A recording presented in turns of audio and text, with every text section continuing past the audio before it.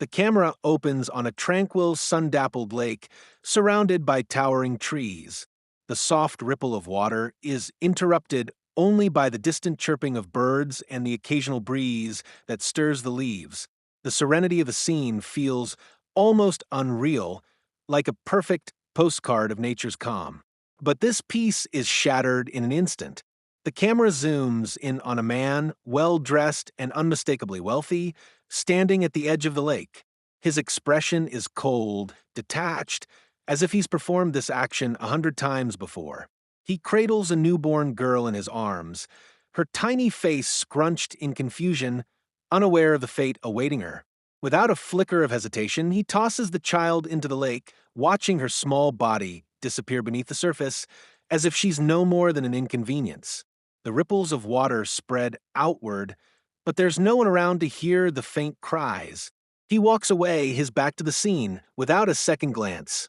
His face is unreadable, but a faint trace of indifference lingers in his eyes. A flash of inner monologue briefly flickers. She's just another one, nothing more. The serene beauty of the lake now feels ominous, the water's surface disturbed by the violent ripples left behind by the girl's disappearance. The camera lingers on the stillness that follows, leaving the audience to grapple with the horror of the act they've just witnessed. Why did he do it? What could drive a man to such a cruel, senseless act? The questions linger, drawing the audience deeper into the mystery that is only beginning to unfold. 27 years later, the words appear on screen, bold and stark against a black background, punctuated by a deep, resonant drumbeat that sends a shiver through the audience. The camera cuts to a bustling city, its skyline towering under the gray clouds of a heavy morning. The noise of traffic, people rushing to work, and the general hum of the urban jungle serves as the backdrop for the scene. The focus shifts to a woman in her early 30s, walking confidently through the busy streets. Her expression is hard to read, yet there's a sense of calm strength about her. She's dressed impeccably, her posture straight, exuding authority with each step. This is not just any woman, this is the girl, now a grown woman, though her face tells a story of resilience and quiet torment. We catch brief, fleeting glimpses of her past, flashbacks to a young girl standing alone in the rain, her face smudged with dirt, her eyes haunted. Another flash, a child sitting in a cramped orphanage room, clutching a ragged teddy bear, eyes wide with fear as distant voices shout. These memories flash like shattered glass, a stark contrast to the polished, composed woman we see today. The juxtaposition is jarring, leaving the audience wondering how such a young girl, once abandoned to drown, became this strong, commanding figure. She enters a grand courthouse, the camera lingering on her as she strides with purpose through the marble halls. Her reputation precedes her. She's no longer the helpless child thrown into a lake. She's now a judge, holding power, respect, and an air of unshakable confidence. The brief flashes of her painful past loom over her like shadows, but the woman before us is determined, her gaze steely and unyielding. As she walks into her courtroom, the camera holds on her for a moment, giving the audience a chance to absorb her transformation. Who is she really? How has her past shaped her present? The questions swirl, keeping the audience on edge, eager to know more about this mysterious, powerful woman. The woman enters the courtroom, her heels clicking sharply against the marble floors. There's an undeniable aura of authority about her, a quiet confidence that commands attention. She's dressed in a tailored black robe, the weight of her position reflected in the sharpness of her posture, her every movement measured and deliberate.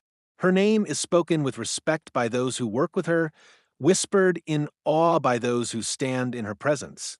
As the doors close behind her, the room seems to hold its breath. Today, she's overseeing one of the most high-profile cases of her career. But for her, the stakes are far higher than any legal battle. The tension in the courtroom is palpable, yet she remains calm, focused, her expression unreadable.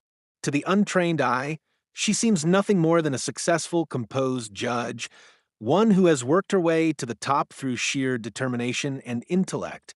But beneath the surface lies a deep, unspoken pain, one that's not easily seen. She walks to her bench, her eyes momentarily lingering on the faces of the lawyers in front of her.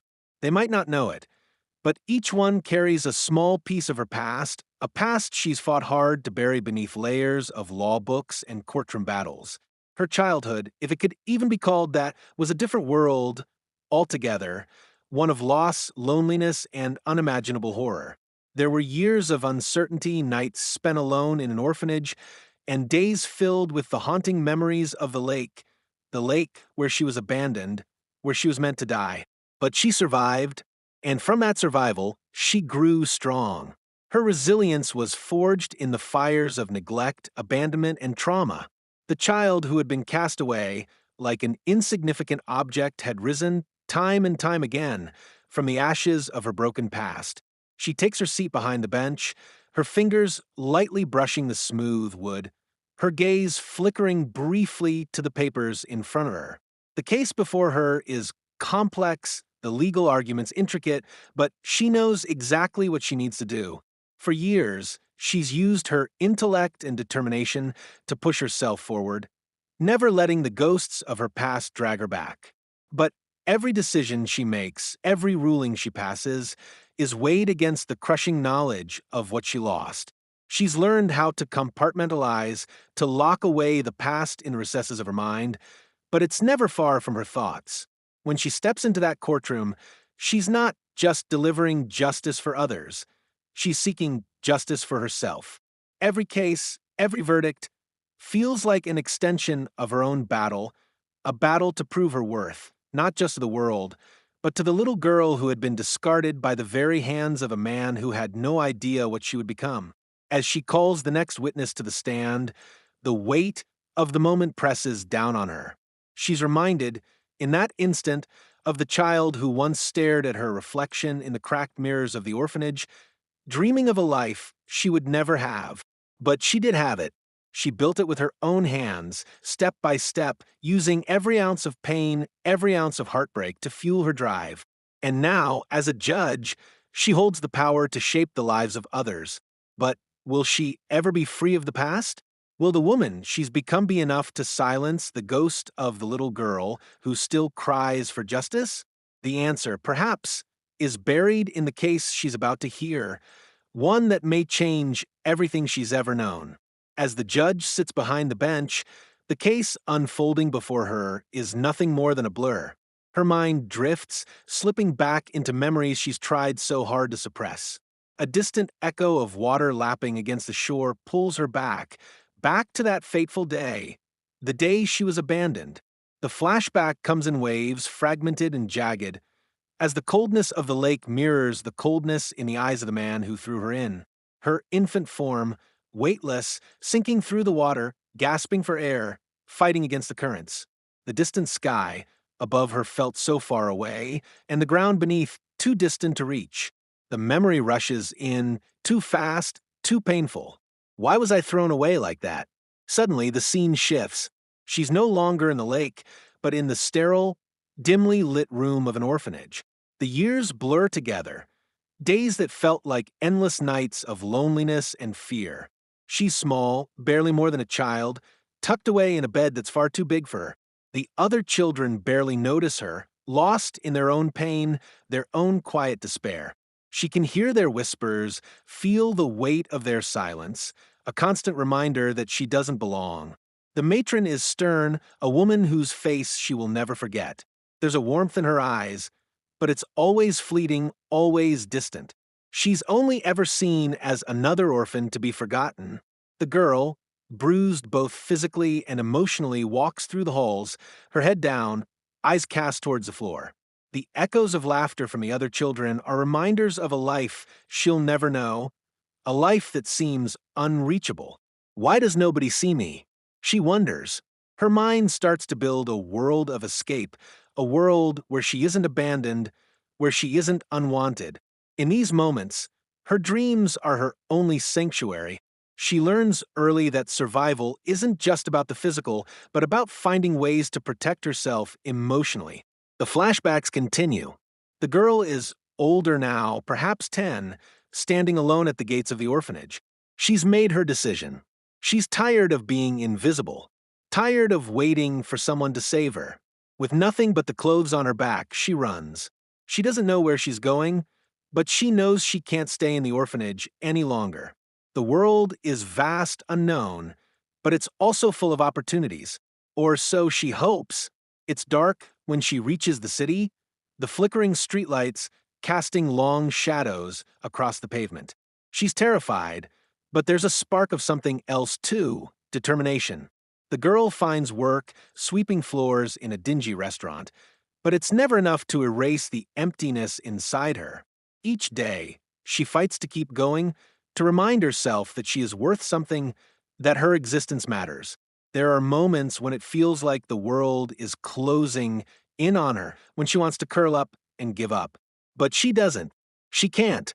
And slowly, she builds her life from the ground up, brick by brick, even if the cost is high.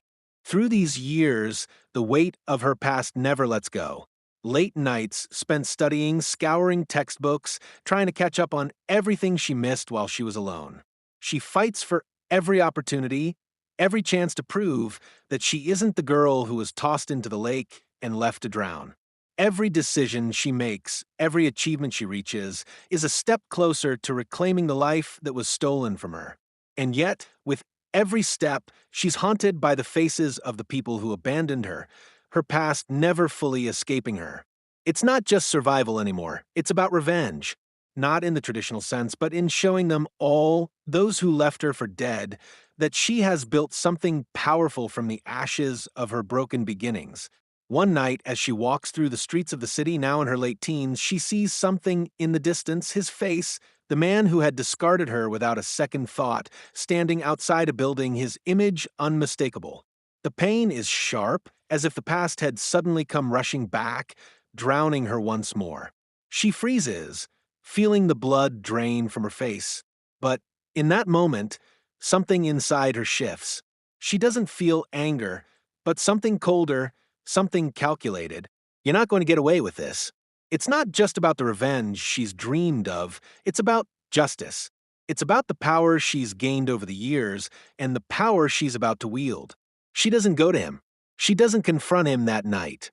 But she knows in her heart that she will. The flashbacks fade and the present returns. The judge looks out across her courtroom, a quiet storm raging within her. She's a far cry from the frightened little girl at the edge of a lake. She's built herself into something formidable. But as she watches the defendant, the man who has lived his life without consequences, something shifts. She's not just judging him. She's facing the echoes of her past. She knows this moment will define not just his future, but her own. And this time, she won't let him walk away. The millionaire, now well into his 60s, stands tall in his luxurious office, his face weathered but still exuding the same cold, calculating arrogance that defined him decades ago. Time has softened the sharp edges of his youth, but the hardness in his eyes remains unchanged. His wealth has multiplied over the years, and he enjoys the comfort of being untouchable, a man whose name is known in the highest circles of power. He's built a legacy, but it's one crafted from the ruins of others, a legacy he's convinced will shield him from any consequences. In his mind, his past actions, however cruel, are buried beneath the countless deals he's made, the mountains of money he's accumulated, and the reputation he's carefully cultivated. As he lounges behind his polished mahogany desk, reviewing contracts with the same detached indifference he's carried for years, the door to his office opens without warning. The air shifts with the arrival of a figure, a man in a sharp suit who steps forward, holding a folder in his hands.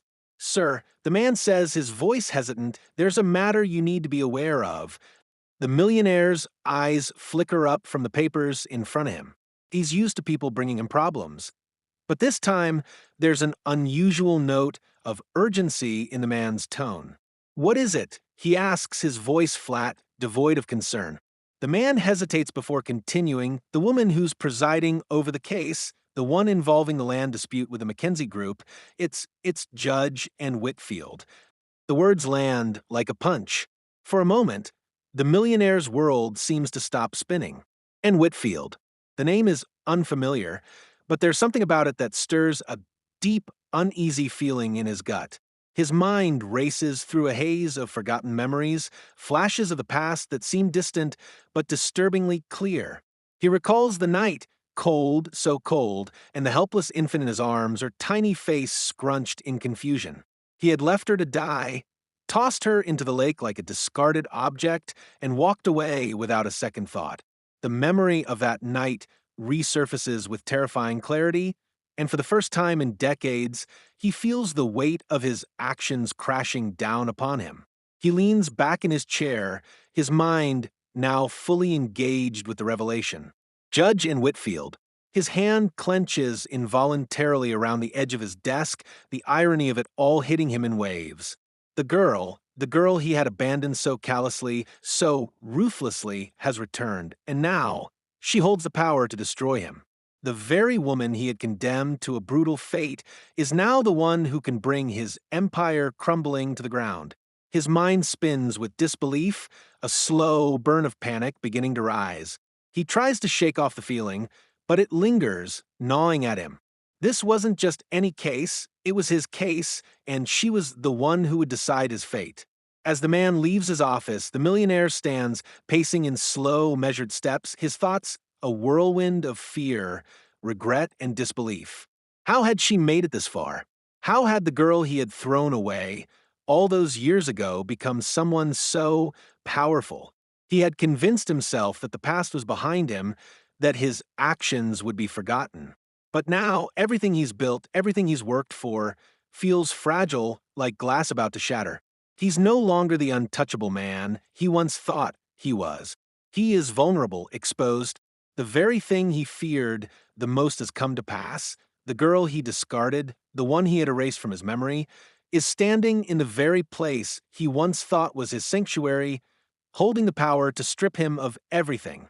His thoughts are interrupted by the ringing of his phone. He picks it up with a shaking hand, his pulse quickening as he hears the voice on the other end. It's a colleague, informing him that the court hearing is set for tomorrow morning. His stomach tightens. Tomorrow. That's when the reckoning will begin. He's forced to confront a truth he had hoped would never see the light of day. His past is no longer a distant memory, but a living, breathing nightmare, staring him down in the form of the woman he once condemned to the depths of the lake. The millionaire stands by the window, looking out over the city that once seemed so full of promise and power. The skyline stretches endlessly before him, a testament to his success, yet in that moment it feels like a prison. The weight of his guilt settles heavily on his shoulders. He has spent his life building a fortress around himself, but now that fortress is crumbling, and it's all because of the woman who has come back to claim what's rightfully hers, justice. As he prepares for the inevitable confrontation, he can't shake the thought that has been growing louder in his mind. She's here, and I have no idea how far she's willing to go to make me pay for what I did. The uncertainty of what lies ahead gnaws at him. But there's a dark truth he can no longer deny. No matter how powerful he is, there's no escaping the past. The court awaits, and so does she. The courtroom is tense, the air thick with anticipation as the gavel echoes in the otherwise silent room. Judge and Whitfield, composed and unyielding, presides from her bench with a commanding presence, her eyes sharp as she scans the courtroom. The case before her is not unusual for a seasoned judge like her, land disputes, business deals gone wrong, and high-profile cases, but today it feels different. There's a weight to the proceedings, an undercurrent of emotion and history that hangs in the balance. The millionaire, the defendant, stands before her. He's older now, his hair graying, his face lined with the experience of a man who's spent a lifetime maneuvering through the complexities of wealth and power. But his posture remains stiff, his arrogance ever present, as though he still believes he is untouchable. He looks confident, sure that his years of influence will protect him, just as they always have, and watches him carefully, the weight of the years pressing down on her. She remembers the moments she spent in silence, in solitude, as she pieced together the fractured memories of her childhood, the cold, the water, the desperate fight for survival. And now here he is, standing in front of her. The man who thought he could end her life with a single cruel decision, and yet here she stands, unbroken, a woman in control of the courtroom, a woman who has built an empire of justice from the ashes of her past. The proceedings begin with the usual formalities, opening statements, the exchange of pleasantries, and the routine back and forth between the attorneys. But Anne's mind is elsewhere, her thoughts lingering on the man who has yet to realize the true nature of the battle he's about to face. As the arguments unfold, she listens carefully, her gaze never leaving the millionaire's face. She's studying him, searching for cracks in his facade, looking for the telltale signs of fear, guilt, or remorse that she knows lie just beneath the surface. But there's nothing. His expression is cold, calculating, as if he is still in control, still the master of his fate. The moment of truth comes when Anne rises from her seat, her gavel poised in her hand. Before we proceed any further, she begins, her voice steady. "I have something to say." Her words cut through the courtroom like a knife, silencing the room in an instant. All eyes are on her as she steps forward, her gaze locking with the millionaire's. The tension in the room builds, the air thick with anticipation. And pauses, letting the silence stretch, allowing the weight of the moment to settle. She's not just a judge today. She's the embodiment of justice itself. "You don't recognize me, do you?" Anne's voice rings out, steady and firm. Her words are calm, but they carry an undeniable power. The millionaire's eyes flicker, his brow furrowing in confusion. He tries to maintain his composure, but there's a subtle shift in his demeanor, a momentary crack in his facade. "I am the child you left to die," she continues, her voice unwavering. "The one you threw into the lake, the one you thought would never survive." Her words hang in the air, and for a moment the entire courtroom seems to hold its breath. The millionaire's face pales, the color draining from his cheeks as the realization hits him like a tidal wave. He stammers, his composure faltering. You can't be." His voice trails off, disbelief written all over his face. His mind races, but his thoughts are jumbled, chaotic. He's not prepared for this moment, not prepared for the woman standing before him, the woman who has come back to claim what was stolen from her, and doesn't give him the chance to regain his composure. She steps forward, her voice rising with each word. "You thought you could erase me, that you could toss me away like trash and never have to face the consequences. But I survived, and now I stand here before you not as a victim, but as the woman who will bring you to justice." Her words are cutting, each one landing with precision. The millionaire's face flushes with a mix of anger and fear, his lips curling into a tight, forced smile as he tries to regain control of the situation. "You think you can intimidate me?" he sneers, his voice dripping with disdain. "You think this will change anything?" And doesn't flinch. "It changes everything," she responds, her voice cool and calculated. "You've lived your life in the shadows, hidden behind your wealth and your influence, thinking you could outrun the past. But the past has a way of catching up with you, no matter how far you try to bury it." She turns to the jury, her eyes scanning each of their faces. This man is not a victim. He is a predator, a man who thought he could destroy me, but I'm still here, and I will make sure he faces the consequences of his actions. The courtroom is on edge, the tension palpable. The millionaire, now visibly shaken, tries to regain his composure, but his attempts are weak. His earlier confidence has vanished, replaced by a growing sense of dread. Anne's words have cut through him, exposed the vulnerability he's tried so hard to hide. He's no longer the man in control. He's the man who is about to lose everything, and stands tall, her gaze unwavering as she looks at the man who tried to destroy her. You may have thought you could bury the truth, but the truth has a way of rising to the surface. And today, that truth will be heard.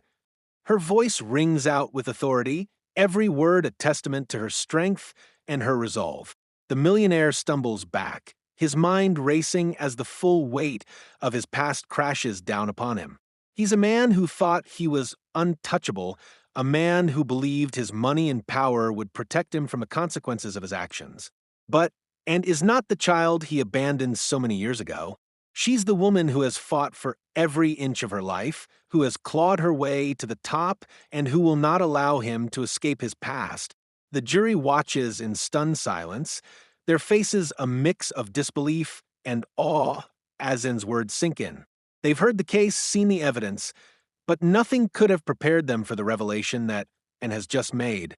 The millionaire, once a man of power, is now exposed for the world to see, a man who abandoned a child to die, a man who believed he could escape the consequences of his actions, and turns back to the millionaire, her eyes cold as ice.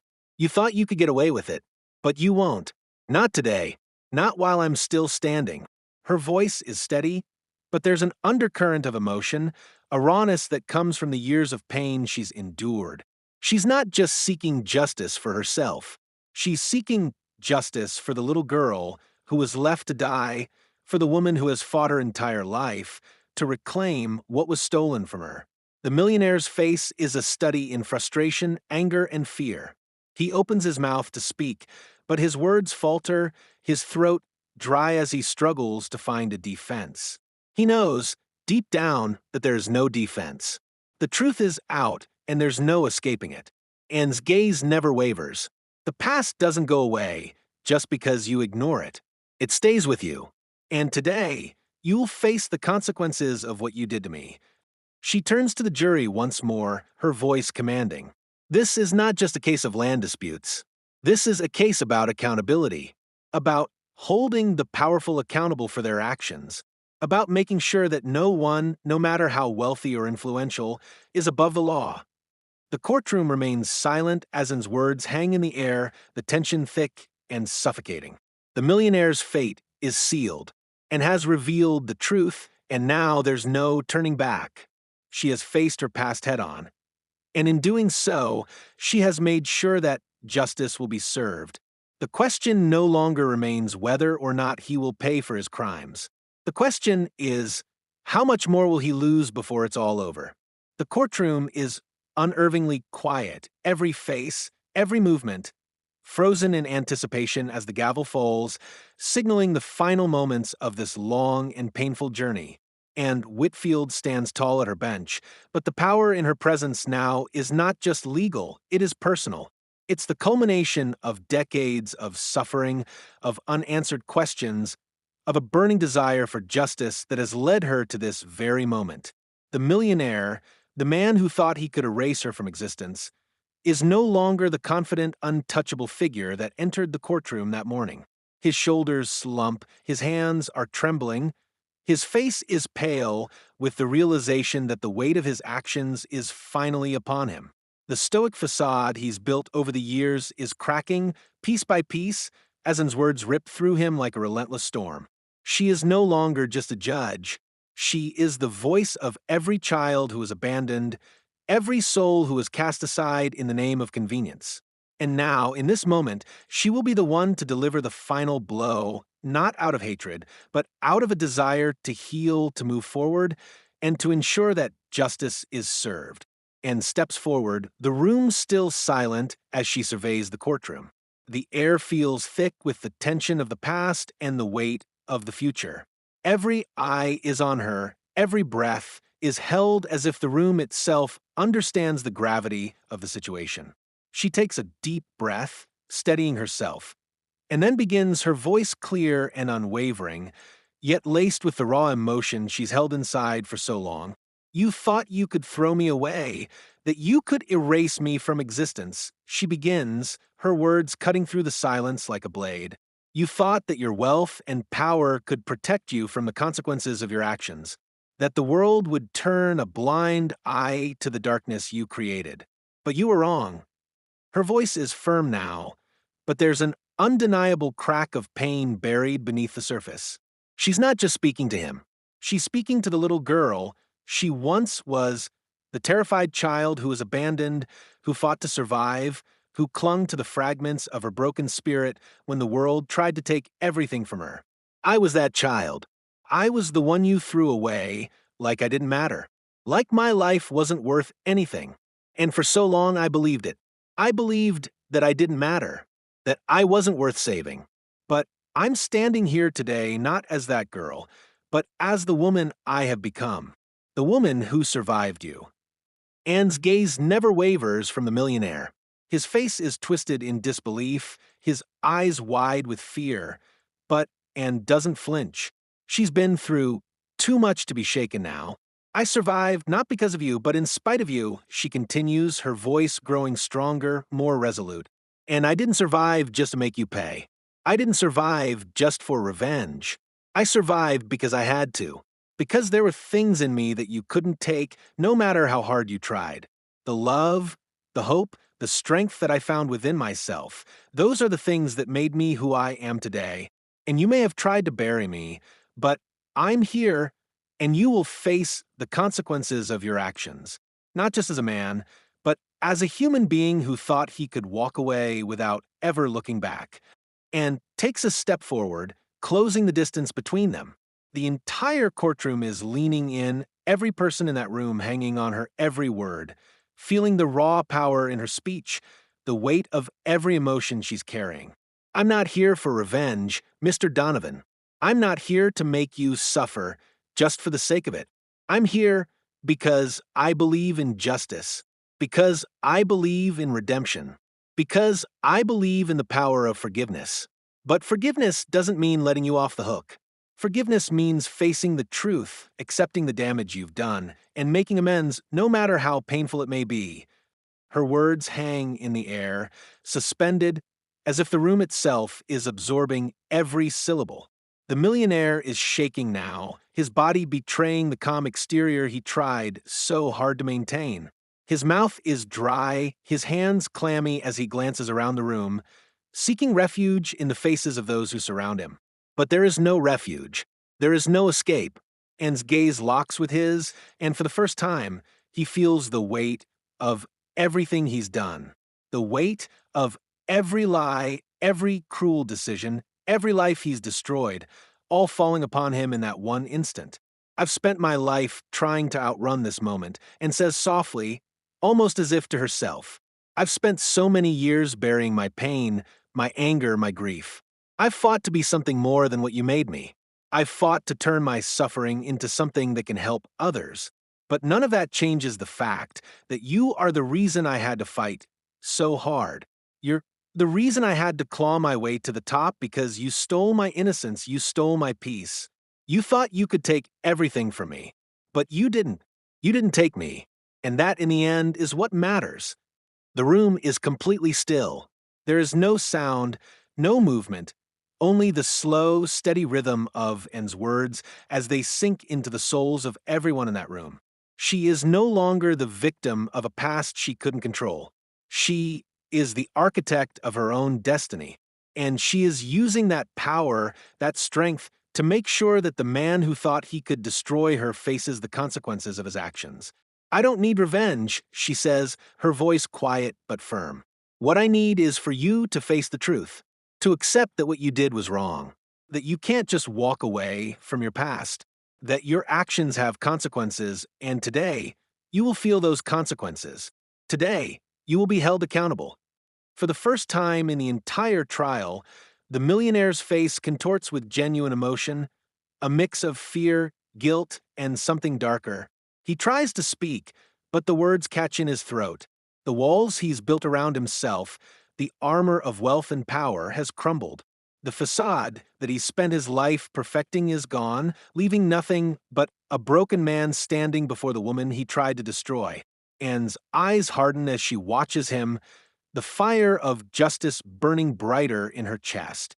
This is not just about me, Mr. Donovan. This is about all the people you've hurt, all the lives you've trampled on in your quest for power. This is about showing the world that no one is above the law, not even you. The millionaire's shoulders sag as the weight of her words crashes down upon him. The guilt he's tried so desperately to bury, the remorse he's never allowed himself to feel, begins to seep through the cracks in his armor. It's a slow, torturous unraveling, as though the man he once was is being stripped away layer by layer. The facade is gone, and in its place stands a man who can no longer deny the truth, and takes another step forward, her voice softening. But the intensity behind her words still holds. I've made my peace with what happened. I've let go of the anger, the pain, the fear. But you? You will have to live with this for the rest of your life. And that, Mr. Donovan, is the greatest punishment of all. The silence that follows is deafening. The courtroom feels like it's holding its breath, as if waiting for the final moment, the final judgment to be delivered, and turns back to the jury, her expression resolute. I'm not asking for your sympathy. I'm not asking for your pity. I'm asking for justice. The kind of justice that can heal, that can restore, and that justice will come in the form of a conviction, because no one, no matter how powerful, should ever think they are above the law. With that, and returns to her seat, her gavel in hand. She raises it, and as it strikes the sound block, the room falls into an eerie silence. The final judgment is imminent, and with it, the promise of justice, long awaited, long deserved. The millionaire stands frozen, unable to comprehend the full extent of his loss, while and sits back, her posture relaxed, but her heart still heavy with the weight of what she's just done. It is not a victory of revenge. It is a victory of survival, of strength, and of justice. And as the final words are spoken, and Whitfield, the woman who was once discarded, stands not just as a judge, but as a symbol of redemption, proving that no matter how deep the wounds, the power to heal is always within reach. After the gavel strikes down, signaling the final verdict, the entire courtroom seems to exhale as one, the tension dissipating into the air like a storm that has finally passed. And Whitfield, the woman who once found herself abandoned and drowning, now stands at the center of this legal battle, victorious not only in the courtroom but in her life. The final moments of the trial are a blur, words, phrases, technicalities, all irrelevant in comparison to the final resolution that has taken place. The millionaire, his face pale and twisted with a mixture of disbelief and humiliation, listens to the judge's words with the weight of his actions bearing down on him. The jury's decision has been clear. The charges against him are not only substantiated, but he's also been found guilty of a crime so grotesque that no amount of wealth or power could shield him from the consequences, and watches him carefully, feeling a rush of emotions she's long suppressed. For so long, she carried the burden of her past like an anchor dragging her down. She built her life piece by piece, using the fragments of pain and suffering as building blocks for a future that was her own. But in that moment, standing in front of the man who had thrown her away, she realizes that she's finally free. This trial, this confrontation, has been her final act of liberation. The judgment that has just been handed down is not just for him, it's for her. She can feel it, an enormous weight lifting off her shoulders. The man who discarded her like trash is now being held accountable. His empire is crumbling piece by piece, and nothing he does can take away the power she has gained through her strength and perseverance. As the courtroom erupts into murmurs and the clamor of justice being served fills the air and stands motionless, the gravity of the moment settling in, she doesn't smile, doesn't let the victory settle in a superficial way. Instead, she looks at the man before her, the man who tried to erase her from existence, and for the first time, she feels a deep, quiet satisfaction. She has taken back her life. No longer does she feel like the orphaned child drowning in a lake. She's become the judge, the one who delivers justice, and now she is no longer bound by the chains of her past. She has won not just a legal victory, but an emotional one. As the bailiff moves to escort the millionaire out of the courtroom, Anne's eyes follow him. She watches him walk away, not with the satisfaction of revenge, but with the knowledge that this man will now face the repercussions of his actions. He will pay for the lives he has destroyed, including her own. The decision has been made, and in that decision, Anne finds a sense of closure she never thought she would experience. The years of pain, the questions that lingered, the yearning for justice, it all comes to an end in this moment. But it's not just about the legal proceedings, it's about her journey. Her transformation from a broken child to a woman who controls the room, a woman who has found peace not through vengeance, but through justice, walking out of the courtroom, and is met with the rush of the outside world, the cacophony of street sounds, and the buzz of life moving on. But for Anne, life feels different now. She doesn't feel the weight of her past following her. Instead, she feels lighter. She walks with purpose, each step more resolute than the last. She has faced her deepest fears, confronted the man who tried to destroy her, and she has come out on top. As she steps into the sunlight, the weight of the years spent in darkness begins to fade, leaving only the realization that her life is her own. She has control now. She has peace. But as she walks down the street, heading toward the life she has built for herself, there's no grand celebration, no dramatic exhale of relief, and knows better than to believe that this moment is the end. It's only the beginning. There is always more to fight for, more battles to win. She is still a judge, a woman who has built herself from nothing, and now she stands on the precipice of her future.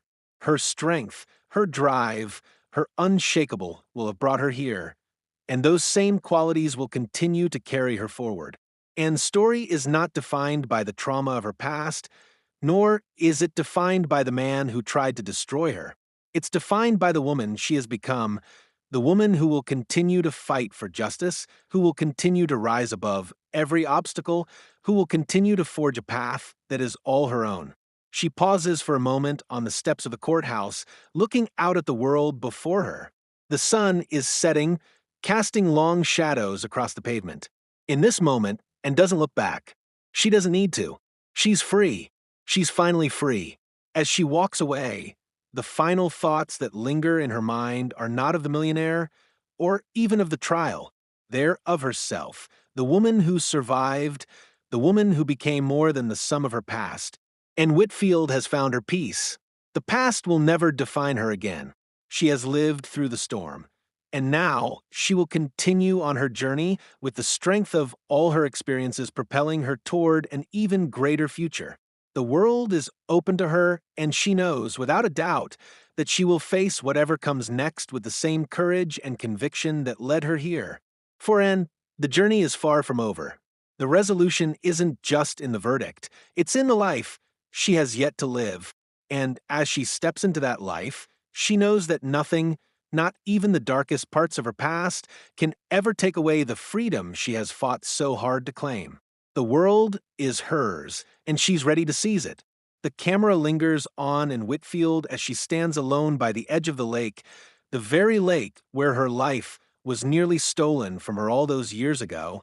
The sun is setting, casting a warm golden glow over the water, turning the surface into a shimmering mirror of light.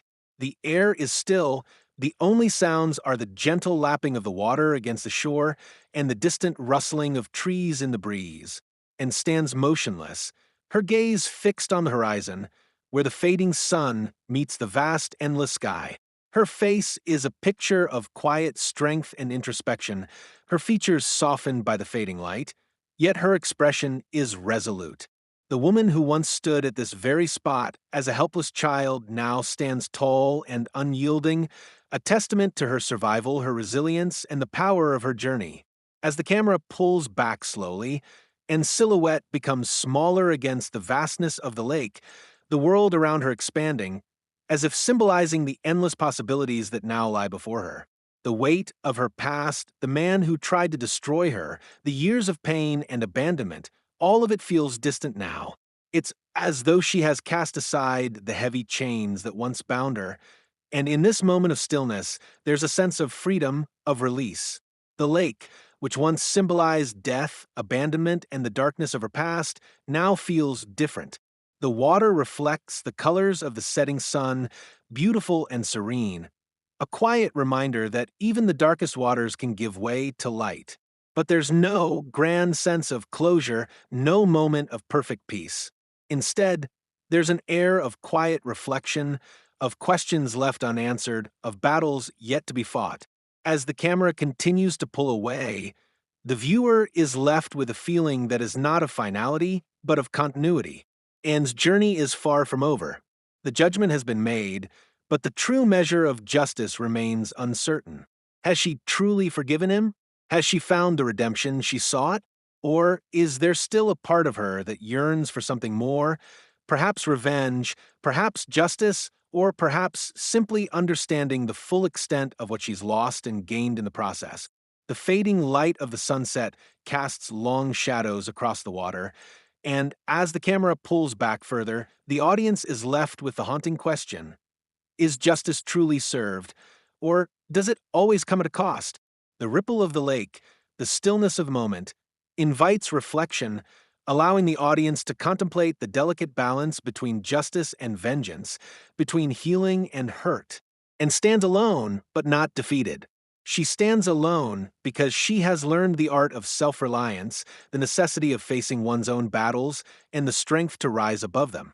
Yet, even in this quiet moment of triumph, there is an understanding that her journey is not complete.